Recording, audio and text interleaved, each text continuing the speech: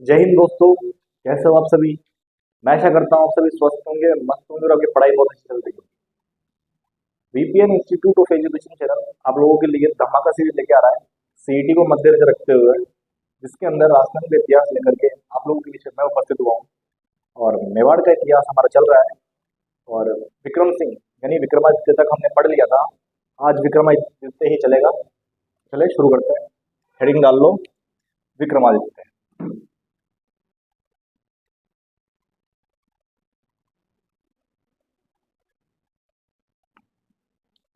राणा। वैसे विक्रमादित्य की इसकी उपाधि थी, असल में जो इसका नाम था होता विक्रम सिंह। इसका जो शासनकाल है वो 1531 से 1536 ईस्वी के बीच में रहता है। कल वाली क्लास के अंदर हमने चर्चा कर ली थी कि जो ये विक्रम सिंह है, ये विक्रमादित्य है, ये जब राजा बनता है ये एक अयोग्य शासक होता है। और इसकी जो संरक्षिका बनती है वो इसकी माँ बनती है, जिसका नाम होता है कर्मावती। इसी के टाइम पर जो गुजरात का बहादुर शाह है वो आक्रमण करता है 1534 के अंदर और 1535 के अंदर। और एक पर तो संधि कर ली जाती है बहादुर शाह से, और दूसरे पर वो युद्ध करता है जिसमें चित्तौड़ का दूसरा साथा होता है, कर्मावती जौहर करती है। और देवरिया के ठाकुर बाग सिंह उसके अंदर केसरिया करते हैं। फिर मैंने बात बताई थी कि हुमायूं, उसके बाद में हुमायूं आक्रमण कर देता है और बहादुर शाह को मंसूर भी हरा देता है, चित्तौड़ पर अधिकार कर देता है। और चित्तौड़ को जो शासन है वो पुणे के सौंप देता है, विक्रमादित्य को सौंप देता है। अब विक्रमादित्य वापस से चित्तौड़ क्या बन गया है, राजा बन गया है। लेकिन विक्रमादित्य का जो व्यवहार है वो व्यवहार अभी तक नहीं सुधरता। और इसको क्या है, जो इसके दरबार के अंदर जो सामंत होते हैं उनसे बात करने की इसको तहजीब नहीं रहती है। सबसे ऐसे तू तड़ाके से बात करता है तो सामंत वगैरह नाराज हो जाते हैं और चले जाते हैं। इसी का फायदा उठाता है कुंवर पृथ्वीराज, जिसे जिसे हम कहते हैं उड़ना राजकुमार के नाम से जानते हैं। कुंवर पृथ्वीराज, इस कुंवर पृथ्वीराज को हम किस नाम से जानते हैं, उड़ना राजकुमार। मैंने बात की थी, बहुत अच्छे से बात की थी, जो भी बात थी सारी सारी मैंने आपको बताई थी। तो जो पृथ्वीराज है इसकी एक दासी होती है, उसका नाम होता है पूतल दे। क्या नाम होता है उसका, दासी का नाम होता है पूतल दे। दे का मतलब देवी होता है। और इस पूतल दे का एक पुत्र होता है जिसका नाम होता है बनवीर। जो पृथ्वीराज का क्या है, पृथ्वीराज की दासी पुत्र जो है उसके संतान है बनवीर। ये बनवीर क्या करता है, मौका देखता है कि चित्तौड़ के अंदर जितने महत्वपूर्ण सामंत है वो सारे के सारे क्या चित्तौड़ छोड़ के जा चुके हैं, इसकी वजह से, विक्रमादित्य की वजह से। और जो दासी पुत्र बनवीर है, कहते हैं कि दासी पुत्र जो होता है उनका जीवन बहुत संघर्ष में होता है। बचपन से लेकर के उनको ताने सुनने पड़ते हैं। हालांकि इनकी कोई गलती नहीं होती है, पर फिर भी आसपास के जो लोग हैं वो जीने नहीं देते हैं। तो जो दासी पुत्र जो होते हैं उनका क्या है, बहुत जीवन संघर्ष में रहता है। और इनके मन में जो राजा रहता है उस राजा के या राजा के पुत्रों के प्रति बहुत ज्यादा द्वेष भरा हुआ रहता है कि बस मौका मिल जाए एक बार और मैं अपना सारा सारा गुस्सा निकाल लूँ। तो यही बनवीर के मन में था। बनवीर का जो बचपन था वो सामान्य नहीं बीता था। बहुत सारे लोगों ने तो ताने सुनाए, ताने सुन सुन कर ये बड़ा हुआ। और एक दिन मौका देख करके जब बनवीर ने देखा कि मेवाड़ के अंदर, चित्तौड़ के अंदर जितने भी महत्वपूर्ण सामंत थे वो छोड़ छोड़ के जा रहे हैं, विक्रमादित्य लगभग लोग अब अकेला रह चुका है, अकेला पड़ चुका है, तो क्या करता है, एक दिन मौका देख करके ये विक्रमादित्य की हत्या कर देता है। किसकी हत्या कर देता है ये, विक्रमादित्य की हत्या कर देता है। विक्रमादित्य की हत्या करने के बाद में ये कहा जाता है, उदय सिंह के महल की तरफ जाता है। ये देखता है कि बस छोटा भाई भी तो है, अगर विक्रमादित्य की हत्या कर दी तो छोटा भाई मुझसे मुझसे युद्ध करेगा, क्यों ना मैं उदय सिंह को भी मार दूं। तो क्या करता है, ये उदय सिंह के पास जाता है उदय सिंह को मारने के लिए।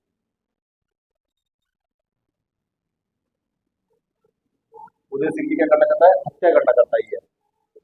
तो लेकिन क्या होता है, उदय सिंह की एक ढाईमा होती है जिसका नाम होता है पन्ना धाय।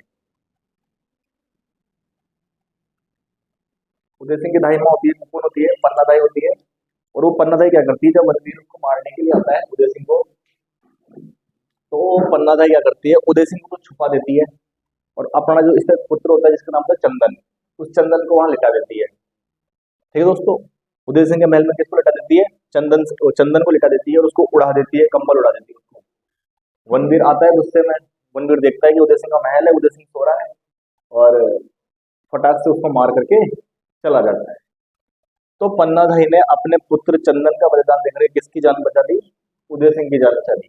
और उदय सिंह की जान बचा तो ली, उदय सिंह को कहाँ भेज दिया, एक देवरिया नाम की जगह है,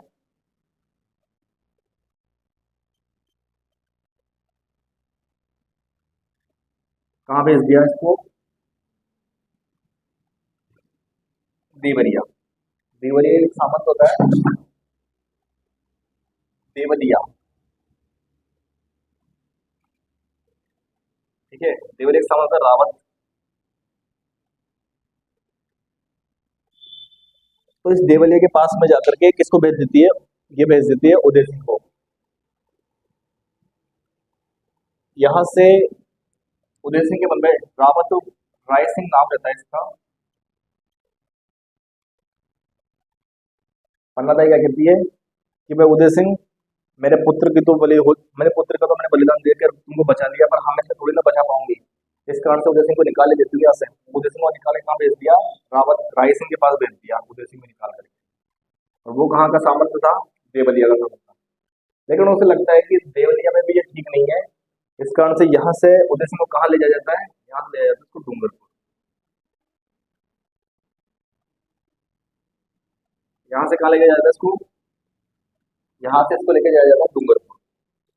डूंगरपुर में भी उदय सिंह को मतलब ये सुरक्षा फील नहीं होती है, तो डूंगरपुर से इसे वापस कहाँ भेज दिया जाता है, डूंगरपुर से इसे वापस भेज दिया जाता है कुंभलगढ़।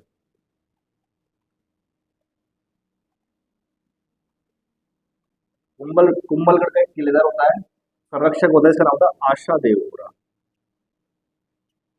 आशा महाजन। ठीक है दोस्तों, ये क्या करता है, जो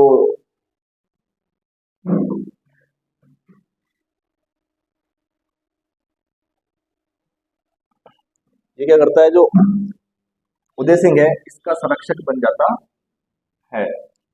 अब उदय सिंह कहाँ रहने लग गया, कुंभलगढ़ में रहने लग गया। जब उदय सिंह कुंभलगढ़ में रहने लग गया तो आसपास के लोगों में बातें स्टार्ट हो गई कि उदय सिंह तो मर गया, बनवीर ने उदय सिंह को मार दिया, बनवीर ने उदय सिंह को मार दिया। तो लोगों के मन में एक डाउट आने लग जाता है कि बनवीर को अगर उदय सिंह को बनवीर ने मार दिया तो ये कुंभलगढ़ दुर्ग में ये रह रहा है, ये कौन है, क्या ये नकली उदय सिंह तो नहीं है, नहीं कहीं ये नकली उदय सिंह तो नहीं है। तो ये वाली बातें क्या होती है, जब स्टार्ट होने लग जाती है तो फिर एक व्यक्ति होता है जिसका नाम होता है साईदास चूड़ावत। ये चूड़ावत जो वंशज है सलोमपुर के अंदर जो रहते हैं चूड़ावत, उन चूड़ावतों का वंशज है साईदास चूड़ावत। ये क्या करता है, अपने साथ में कुछ और व्यक्तियों को लेता है, इनका नाम होता है जग्गा कुमावत, एक का नाम होता है जग्गा कुमावत।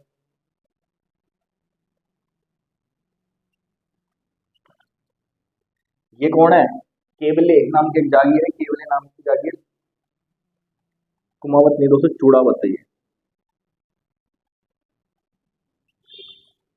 केवले नाम की जागीर है, वहां का सामंत होता है ये जग्गा चूड़ावत। और जो फत्ता होता है, हम बात करेंगे मेवाड़ का जो तृतीय शाखा होता है फत्ता, जयमल और फत्ता युद्ध करते हुए मारे जाएगी, उस फत्ता का क्या है, फत्ता के पिताजी होते ही है, फत्ता ही क्या होता है, फत्ता के पिताजी होते ही है। और इसके साथ में एक और होता है जिसका नाम होता है रावत सांगा, रावत सांगा, क्या नाम होता है इनका, इनका नाम होता है रावत सांगा। ये कहाँ के सामंत होते हैं, बागोड़ के सामंत होते ही हैं, कहाँ के सामंत होते हैं, बागोड़ के। ये तीनों के तीनों क्या करते हैं, कुंभलगढ़ दुर्ग में आते ही हैं, कहाँ आते हैं, कुंभलगढ़ दुर्ग में आते ही हैं। तो कुंभलगढ़ दुर्ग में आते हैं तो इनको पता चलता है कि भाई जो असली उदय सिंह है वो असली उदय सिंह जिंदा है, और वनवीर ने जिसको मारा है वो नकली उदय सिंह था। वनवीर ने जिसको मारा है वो कौन है, पन्ना पुत्र चंदन। जब इस बात की पुष्टि हो जाती है इनको, और इस बात की पुष्टि कैसे होती है? पन्ना दही को यकीन दिलाती है कि मरा जो था वो मेरा पुत्र चंदन था, और जो व्यक्ति जीवित है ये असली उदय सिंह है। ये कहते हैं साथ में कि भाई पन्ना, कहीं ऐसा तो नहीं है कि तू असली उदय सिंह तो मर गया और खुद ये पुत्र चंदन को तू राजपाट दिलवाना चाहती है, चित्तौड़ का शासक बनाना चाहती है। पन्ना एक स्वामी भक्त महिला थी, ये कहती है कि इससे अच्छा तो मैं मरना पसंद करूंगी, लेकिन विश्वासघात मुझे पसंद नहीं। तो लोगों को लगता है, क्या कहते हैं कि बात तो सही है,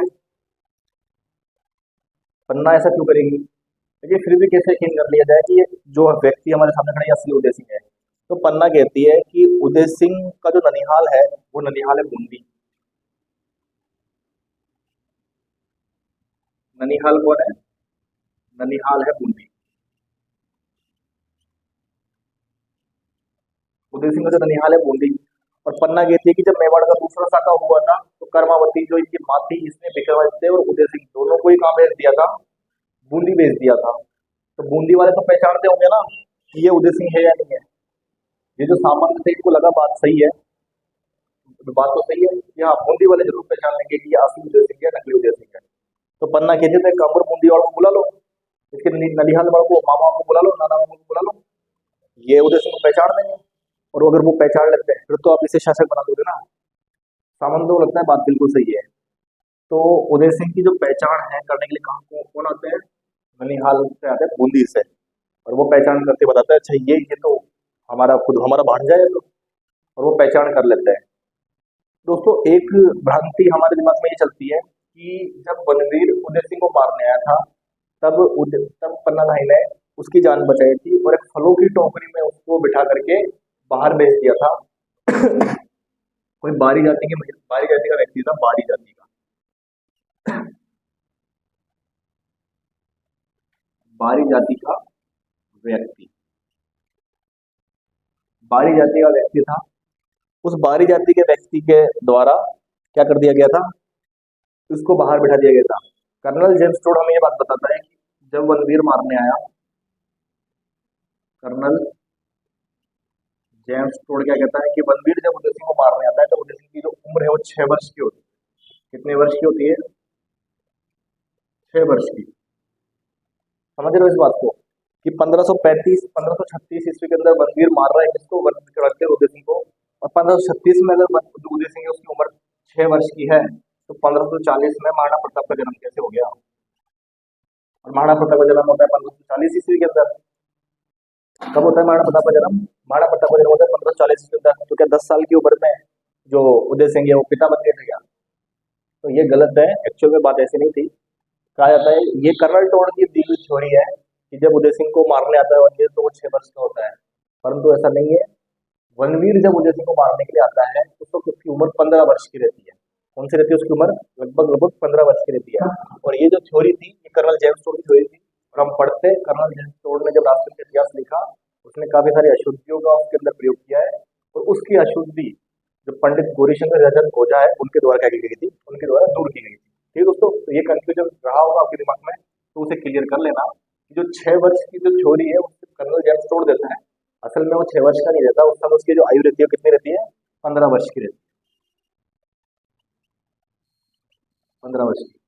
तो क्या होता है बूंदी वाले पहचान कर लेते हैं कि अच्छा हाँ ये तो असली उदय सिंह है। तो जब असली उदय सिंह की पहचान हो जाती है तो 1537 है,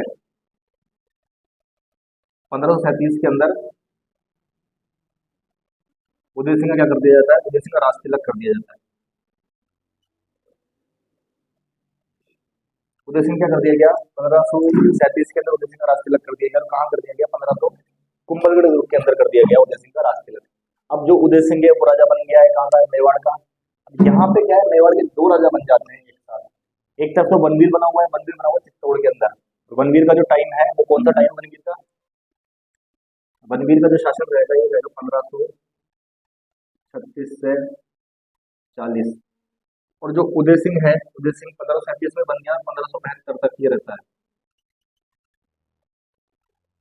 तो 37 से 40 के बीच का जो टाइम है वो दोनों के बीच में कॉमन आ रहा है।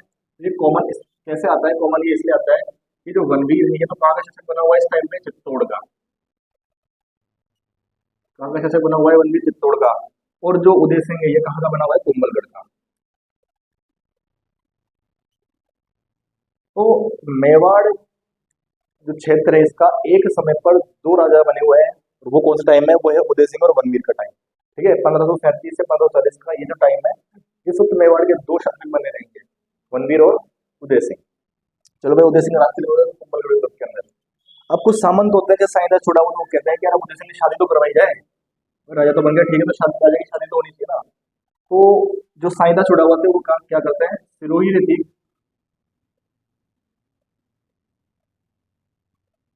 सिरोही नहीं रहती दोस्तों, पाली, कौन सी जगह रहती है, पाली। पाली का एक राजा होता है जिसका नाम था अखीराज सोनग्राम। क्या नाम रहता है, अखीराज सोनग्राम।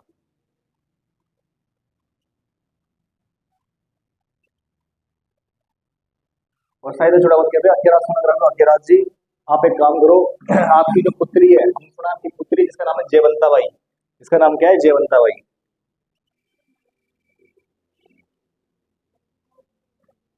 तो क्यों ना आप इस जयवंता बाई की शादी उदय सिंह के साथ कर दो।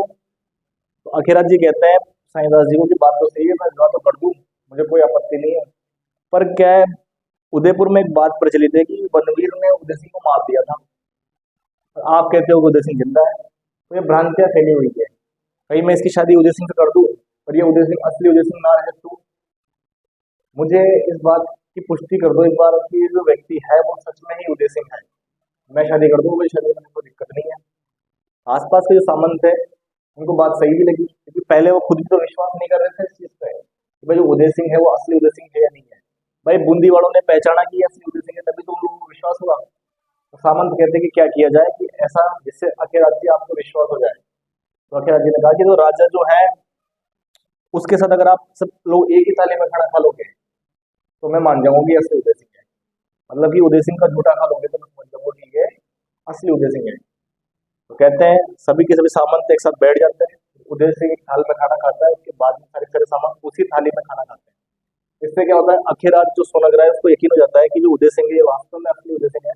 और उदय सिंह का विवाह किससे कर दिया जाता है, जयवंता बाई से कर दिया जाता है। और यही जयवंता बाई है जो महाराणा प्रताप को जन्म देती है। महाराणा प्रताप की जो माँ है वो कौन है, जयवंता बाई। ठीक है दोस्तों, अब उदय सिंह का विवाह किससे साथ हो गया है, जयवंता बाई से हो गया है।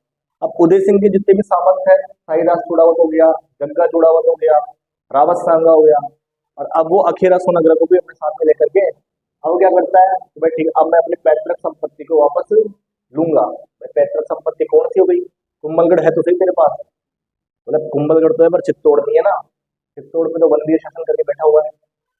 तो फिर बात ये आती है कि चलो ठीक है, अब किस पे चढ़ाई करेंगे, चित्तौड़ पर चढ़ाई करेंगे। और उदय सिंह जितने भी सामंत होते हैं और अपने जो ससुर है इनको साथ लेके, इनकी सेना को साथ लेके किस पे चढ़ाई करता है, चढ़ाई करता है चित्तौड़ पे चढ़ाई करता है। कैसे चढ़ाई करता है, चित्तौड़ पर। और एक जगह पड़ती है जिसका नाम है माहौली, ये पड़ती है माहौली, एक जगह पड़ती है माहौली। और यहाँ पे क्या होता है, युद्ध किया जाता है।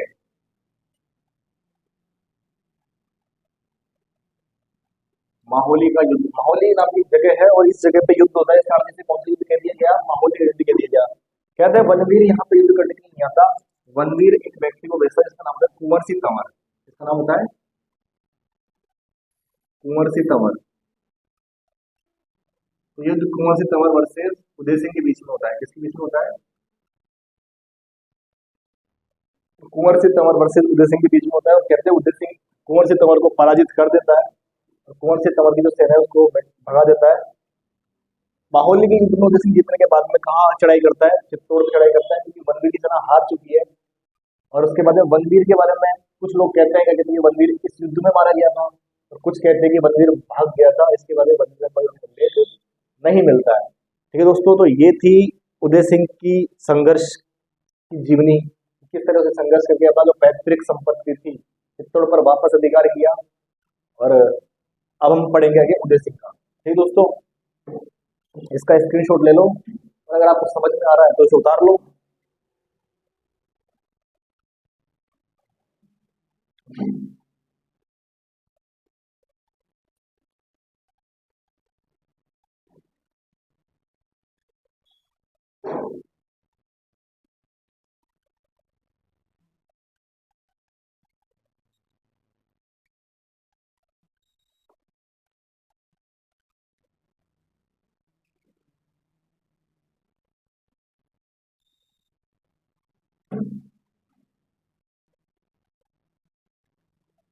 ठीक है दोस्तों, चले आगे बढ़ते हैं।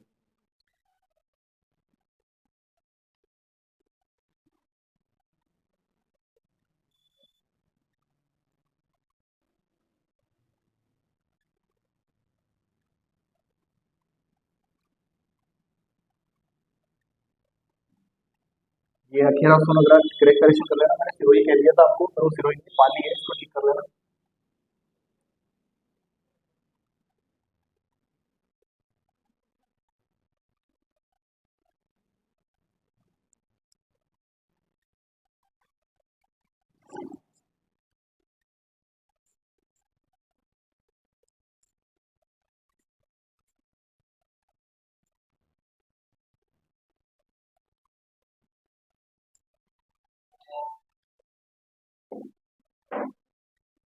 हेडिंग डाल लो उदय सिंह, कौन सी हेडिंग डाल दो? उदय सिंह।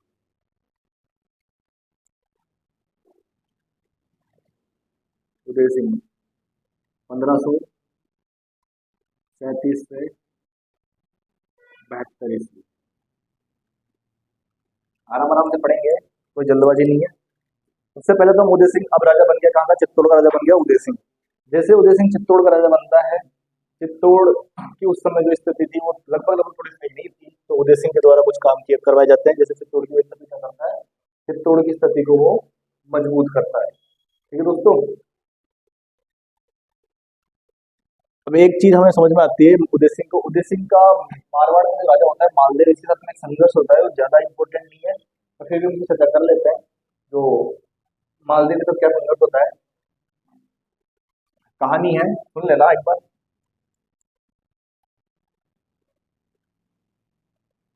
मालदेव वर्सेस उदय सिंह। हालांकि उदय सिंह को चित्तौड़ जीतने में मालदेव ने भी सहायता की थी। मालदेव की सहायता से ये चित्तौड़ पर अपना जो पैतृक संपत्ति है चित्तौड़, उसको कर लेता है, ये पुनः अधिकार कर लेता है। परंतु उदय सिंह और मालदेव के बीच में कुछ कारणों से इनके संबंध में कड़वाहट कड़वाहट आ जाती है। इस कारण से एक छोटा सा युद्ध होता है उदय सिंह और मालदेव के बीच में। वो क्या होता है, समझना दोस्तों, कि जो राणा सांगा था, उस राणा सांगा की युद्ध के समय हमने बात की झाला अज्जा और झाला सज्जा, दो व्यक्ति थे। तो झाला जो अज्जा है, झाला जो सज्जा है, इस झाला सज्जा का एक पुत्र होता है जिसका नाम होता है जेत्र सिंह। जेत्र सिंह कह लो या जेत सिंह कह लो। ये जो जेत सिंह है, ये किसी कारण से नाराज होकर के किसकी शरण में चला जाता है, ये मेवाड़ से नाराज होकर के जोधपुर चला जाता है, मालदेव की शरण में।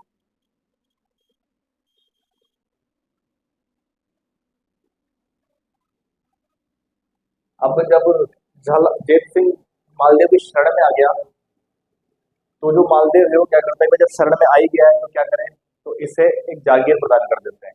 क्या कर देते हैं इसे? इसे एक जागीर प्रदान कर देते हैं। और जागीर वो कहाँ की होती है? वो जागीर होती है खेरवा की जागीर। क्या होती है? खेरवा की जागीर होती है। इसको क्या दे दी? एक जागीर दे दी। जागीर का नाम है खेरवा।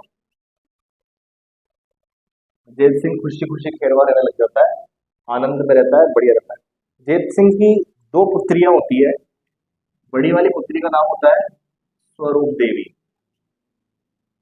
स्वरूप देव, ठीक है। और दूसरी जो पुत्री है उसका जिक्र हम आगे करेंगे। तो क्या होता है, एक दिन जयत्र सिंह है वो अपनी पुत्री का स्वरूप देवी का विवाह किससे कर देता है? मालदेव से कर देता है। किससे कर देता है? स्वरूप देवी का विवाह किससे कर देता है? मालदेव से कर देता है।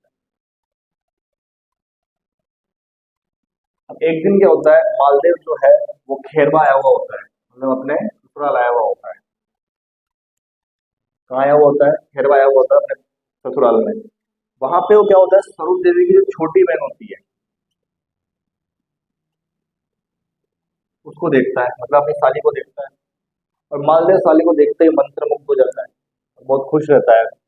और वो क्या करता है, जयत सिंह के पास जाता है, जयत सिंह को बोलता है कि ससुर जी बात ऐसी है कि आपकी बड़ी बेटी तो मैंने शादी कर ली उससे, तो और आपकी छोटी बेटी बहुत सुंदर है, इतनी सुंदर है जिसकी हद नहीं है।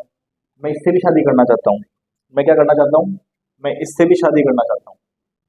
ये चीज जब सुनता है जेत सिंह तो जेत सिंह कहता है कि ये क्या बात बोल रहा है भाई, बड़ी बेटी की शादी कर दी, छोटी वाली बेटी की कैसे शादी करूँ मैं। और जेत्र सिंह क्या होता है, इस चीज से नाराज हो जाता है। जो मालदीव की वाली बात थी, इस बात से क्या होता है, जेत्र सिंह नाराज हो जाता है। और नाराज होने के बाद में जेत्र सिंह क्या होता है, खेरवा छोड़ देता है। जेत्र सिंह क्या करता है, खेरवा छोड़ देता है। खेरवा छोड़ के कहाँ चला जाता है जेत्र सिंह, एक बूढ़ा नाम का गांव होता है, बूढ़ा गांव। ये बूढ़ा गांव कहाँ पड़ता है, कुंभलगढ़। कुंभलगढ़ के नजदीक पड़ता है।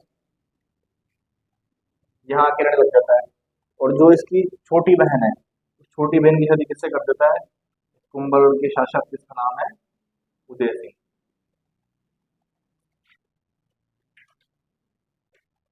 छोटी बहन की शादी किससे कर दी, उदय सिंह से विवाह कर दिया, किसका, छोटी बहन का। किसने, जेत सिंह ने कर दिया। किससे कर दी, उदय सिंह से। अब इस बात से क्या होता है, मालदेव नाराज हो जाता है। इस बात से क्या होता है, मालदेव को गुस्सा आ जाता है बहुत भयंकर तरीके से। अब क्या होता है, इस बीच में कहानी आती है कि जो स्वरूप देवी है, जब वो छोटी बहन के लिए सामान पैक कर रही होती है, डब्बे पैक कर रही होती है, तो गहनों से भरा जो डिब्बा होता है, उस गहनों से भरे हुए डिब्बे की जगह एक तो होता है गहनों से भरा हुआ डिब्बा, और एक होता है जिसके अंदर एक मूर्ति होती है, नागणेची माता की मूर्ति, वो भी एक डिब्बे में रहती है। तो वो डिब्बा क्या एक्सचेंज हो जाता है। तो जो गहनों से भरा डिब्बा है वो तो बेचती नहीं है। कौन सा डिब्बा बेच दिया जाता है, जिस डिब्बे के अंदर नागणेशी माता की मूर्ति होती है, उस डिब्बे को बेच दिया जाता है। मेवाड़ में आने के बाद में जब स्वरूप देवी की छोटी बिंदु और डिब्बा खोला जाता है तो उसके अंदर से मूर्ति निकलती है। कौन सी मूर्ति निकलती है उसमें से, नागणेशी माता की मूर्ति निकलती है।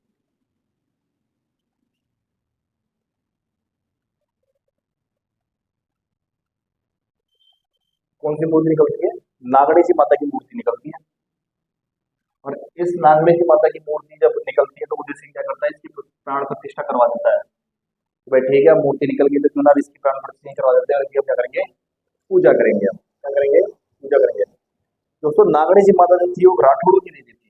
किसकी देवी थी, राठौड़ों की देवी थी। और मेवाड़ के जो गोहिल है, इनकी जो माता है वो बाण माता है। ठीक है, तो नागणेशी माता राठौड़ की देवी, तो इस बात से मालदेव और नाराज हो जाता है। मालदेव किसका आक्रमण कर देता है, उदय सिंह के ऊपर आक्रमण कर देता है, जिसके साथ मिलकर के चित्तौड़ जीता था उदय सिंह ने। वो दोनों ही अब दुश्मन बन जाते हैं और इन दोनों में युद्ध होता है। परंतु इस युद्ध में उदय सिंह जीत जाता है और मालदेव हार जाता है। तो एक छोटी सी घटना थी मालदेव और उदय सिंह के बीच में, जानकारी के लिए आप लोगों को पता होनी चाहिए, तो मैंने बता दी। ठीक है दोस्तों, चलिए अब आगे की बात करते हैं।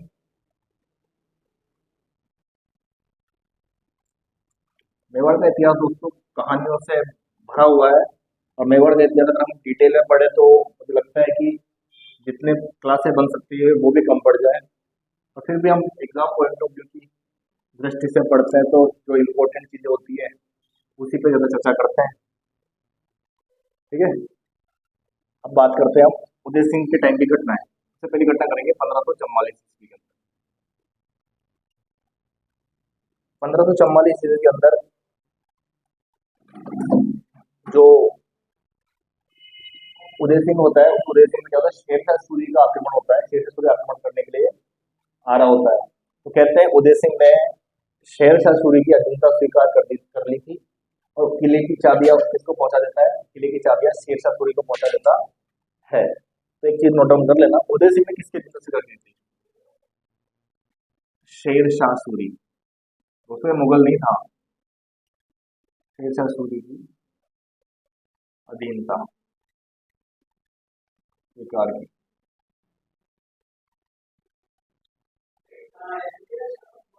शेरशाह सूरी की अधीनता स्वीकार की, और किले की चाबियां किसके पास पहुंचा देता है, शेरशाह सूरी के पास पहुंचा देता है। फिर क्या कहते हैं, शेरशाह सूरी को लगता है कि जब किले की चाबियां पहुंचा दी इसमें तो फिर क्या ही फायदा अब। ठीक है, तो मतलब कि तू राजा तू ही बना रहा है, अब मेरे अधीन में काम कर। 1545 के अंदर तोप का गोला फटने से शेरशाह सूरी की मृत्यु हो जाती है। और जब शेरशाह सूरी की मृत्यु हो जाती है तो कौन सी अधीनता और कौन सा गुलामी, वापस से राजा कौन बन जाता है, उदय सिंह खुद स्वतंत्र राजा बन जाता है। तो ये चीजें हमें किसके बारे में पता चलती है, उदय सिंह के बारे में। और बात करते हैं हम आगे उदय सिंह की। उदय सिंह के बारे में एक जानकारी भी मिलती है, 1557 ईस्वी के बीच में क्या होता है, एक युद्ध लड़ता है उदय सिंह, हड़माड़ा का युद्ध। कौन सा युद्ध लड़ता है? हड़माड़ा का युद्ध लड़ता है। और वो क्यों लड़ता है, उसके पीछे की क्या कहानी है, वो कहानी सुनना कि 1544 के अंदर उदय सिंह शेरशाह सूरी का युद्ध स्वीकार कर रहा है, परंतु मरने के बाद में 1545 के अंदर जब उदय सिंह शेरशाह सूरी मर रहा है, तो क्या हो रहा है, उदय सिंह खुद को स्वतंत्र राजा की तरह व्यवहार कर रहा है। तो एक सेनापति होता है शेरशाह सूरी का, क्या होता है, सेनापति होता है, इसका नाम होता है हाजी खां। हाजी खां को प्रॉब्लम हो जाती है इस चीज से। हाजी खां क्या कहता है कि भाई तू तो हमारे जो राजा था शेरशाह सूरी का गुलाम था, तो इस और तू स्वतंत्र राजा की तरह क्यों बिहेव कर रहा है, तो गुलाम है तो गुलाम ही रहना, हमारे अधीन कर, हमको कर दे। ठीक है। तो क्या होता है, हाजी खां होता है जो उदय सिंह पर आक्रमण करता है 1557 के अंदर। कब आक्रमण करता है? 1557 के अंदर। हड़वाड़ा नाम की जगह होती है, हरमाड़ा। हरमाड़ा पे युद्ध किया जाता है, उदय सिंह वर्सेस हाजी खां। और इस युद्ध में हाजी खां की हार होती है, और कौन जीतता है? उदय सिंह इस युद्ध में जीतता है। दूसरी उदय सिंह के बारे में महत्वपूर्ण घटना क्या है, उदय सिंह ने कौन सा युद्ध लड़ा था? हड़माड़ा का युद्ध लड़ा था 1557 ईस्वी के अंदर, जिसके अंदर उदय सिंह ने किसको हराया था? हाजी खां को हराया था। हाजी का सेनापति किसका था? शेरशाह सूरी का सेनापति था। ठीक है दोस्तों, इस हाजी खां की एक पासवान होती है, इसका नाम होता है रंग पातर। क्या पासवान होती है? इधर पासवान होती है, इसका नाम होता है रंग पातर। तो हाजी खां को कौन से युद्ध में हरा रहा है? हड़माड़ा के युद्ध में हरा रहा है। इस युद्ध के बाद में उदय सिंह से एक और क्वेश्चन बनता है, जो क्वेश्चन क्या बनता है, उदय सिंह ने 1559 ईस्वी में एक नगर बसाया था,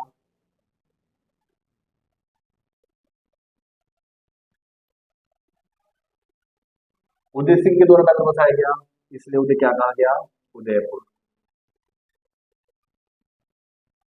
जिसे हम आज जानते हैं उदयपुर को। वो उदयपुर किसने बसाया था? तो वो उदयपुर बसाया था उदय सिंह ने। अब हम बात करेंगे उदय सिंह का मेवाड़ मुगलों का संघर्ष, उदय सिंह और जो अकबर के मध्य युद्ध के क्या कारण थे, हम उसकी चर्चा करते हैं। उससे पहले मैं थोड़ा सा जो अकबर है, ये मुगल जो वंश है, उसके ऊपर थोड़ा सा प्रकाश डालता हूँ, थोड़ा सा हम उसकी चर्चा कर लेते हैं। तो उदय सिंह ने क्या कर लिया? उदयपुर नगर को बसा लिया। और इस पर थोड़ी सी बात करते हैं, हम अकबर की थोड़ी बात करते हैं।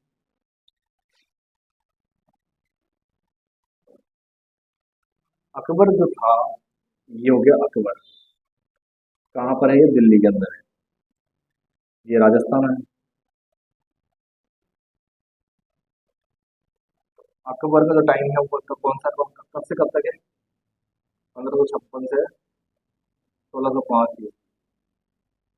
अकबर ने जो नीति अपना रखी है, उस नीति का नाम है समझौता नीति या सुलह कुल की नीति। अकबर क्या करता है, चलना स्टार्ट करता है। वैसे ये आता तो कहाँ पर है? अजमेर में दरगाह शरीफ के दर्शन करने के लिए, अजमेर में दरगाह शरीफ के दर्शन करने के लिए आता है। लेकिन एक जगह पड़ती है, इसका नाम होता है सांगानेर। यहाँ पे आके रोकता है, रुकता ही है। और सांगानेर पे क्या होता है, सांगानेर से थोड़ी सी दूर एक रियासत पड़ती है आमेर। आमेर का उस समय राजा था बहारमल। आमेर का उस समय राजा कौन था? बहारमल था। तो बहारमल को पता चलता है कि तो दिल्ली का सुल्तान अजमेर जा रहा है और इस समय सांगानेर रुका हुआ है। तो बहारमल क्या करता है, मीटिंग खराब है कोई तो हमारी। तो उस समय एक व्यक्ति होता है चंगताई खां नाम का व्यक्ति, जो बहारमल की अकबर से क्या करता है, मीटिंग कराता है। क्या नाम था उसका? चंगताई खां। ये चंगताई खां बहारमल की अकबर से क्या करवाता है? मीटिंग फिक्स करवाता है। और बहारमल जैसे अकबर के पास जाता है, अकबर के पास जाते ही उसे हाथ मिला देता है कि सर मैं तो बहुत परेशान हूँ, और मेरे को तो बहुत ज्यादा दिक्कत आ रही है। पता चलता है भाई, अकबर पूछता है भाई क्या परेशानी है तेरे को? बोले कि मेरे क्या आमेर है, ये आमेर में मेरा बहुत ज्यादा है, और मीणाओं के आतंक से मैं बहुत ज्यादा परेशान हूँ। मेरे को राजपाट नहीं करने देने ढंग से, मैं क्या करूँ अब आप बताओ। तो और अकबर की स्वेच्छा से अधीनता स्वीकार कर लेता है कौन? बहारमल। क्वेश्चन बनता है, राजस्थान में वह कौन सा सबसे पहला शासक था जिसने अकबर की अधीनता स्वीकार की थी? तो उसका नाम है बहरमल। कब कर लेता है? 1562 के अंदर। कहाँ कर लेता है? सांगानेर के अंदर। मुलाकात कौन करवाता है? चंगथाई खान। सारे क्वेश्चन बनते हैं। यहाँ से होता है अकबर क्या करता है, यहाँ से अजमेर चला गया, अजमेर ज्यादा नीचे नहीं है, ये अजमेर चला गया, दरगाह से दर्शन कर लिया, तो पुणे घूम करके जाता रहता है, तो जगह पड़ती है मेड़ता। मेड़ता के अंदर, मेड़ता, और मेड़ता को जो उस समय शासक था जिसका नाम था जयमल मेड़ता।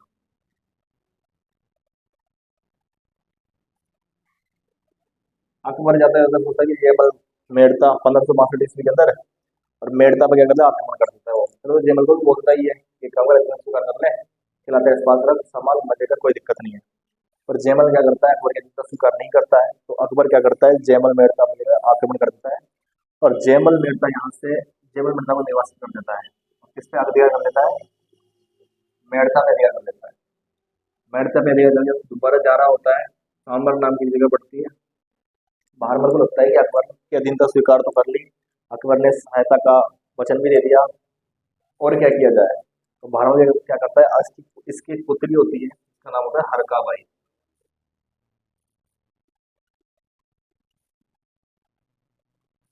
उस हरका बाई का क्या करता है, अकबर से विवाह कर देता है। कब कर देता है? सांभर में। कहाँ कर देता है? सांभर में। कब कर देता है? 1562 ईस्वी के अंदर। और अकबर फिर वापस से कहाँ चला जाता है?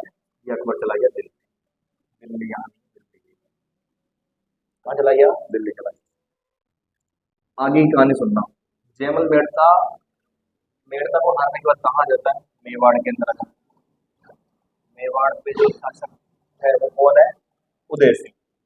ये मेवाड़ का शासक बना हुआ है। ये जितनी भी कहानी मैंने बताई, उसको बताने के पीछे यही उद्देश्य था। जो जयमल मेड़ता है वो कहाँ गया? मेवाड़ के अंदर आ गया। ये चीज थोड़ी और एक्स्ट्रा बता दी, काम आएगी आप लोगों के। तो कहाँ गया? मेवाड़ आ गया। मेवाड़ में कौन है? उदय सिंह है, और उदय सिंह ने तो क्या दे दी? शरण दे दी। अकबर के और उदय सिंह के मध्य जो युद्ध के कारण होंगे, उस युद्ध के कारण में से एक कारण ये भी होगा कि उदय सिंह ने अकबर का जो विद्रोही था जयमल मेड़ता, उसको क्या दे रखी थी? उसको शरण दे रखी थी। ठीक है दोस्तों, अब हम चर्चा करते हैं आगे।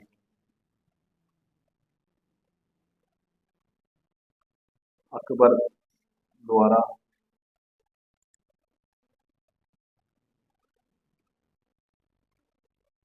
चित्तौड़ का भी,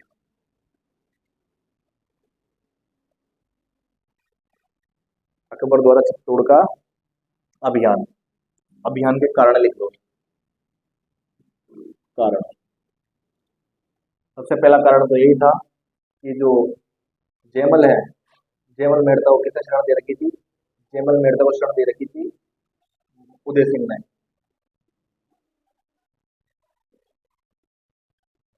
बता लो दोस्तों इसको, जयमल मेड़ता को शरण किसने दे रखी थी? उदय सिंह ने शरण दे रखी थी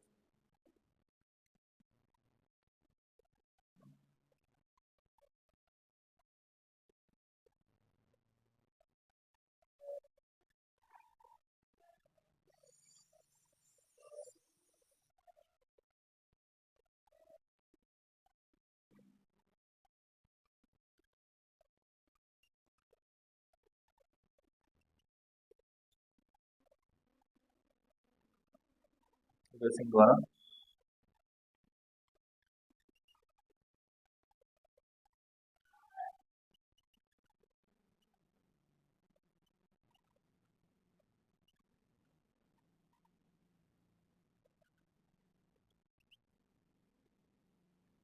अकबर ने जब मेड़ता पे आक्रमण किया था 1562 ईस्वी के अंदर किया था,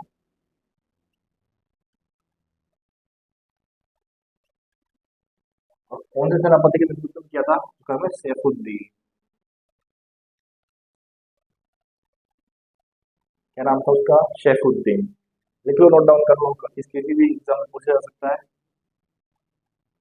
और इससे पहले 1561 ईस्वी के अंदर मालवा पर आक्रमण करता है अकबर के द्वारा। सेनापति किसको कहता है? आदम खां को। मालवा पर, मालवा को जीतता है, मालवा सेनापति कौन होता है? आदम खां।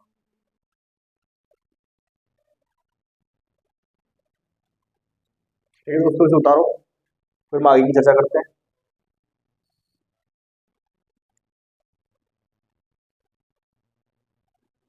ठीक है दोस्तों, उतार लिया होगा आपने इसको। तो जो भी आपने पढ़ा है उसको रिविजन कीजिए, फिर करते हैं नेक्स्ट क्लास के अंदर चर्चा करेंगे। जय हिंद, जय भारत। क्लास को आप शेयर कीजिए, कमेंट कीजिए जो चीज़ आपको समझ में नहीं आ रही है, ताकि और सुधार किया जा सके। ओके दोस्तों, जय हिंद, जय भारत।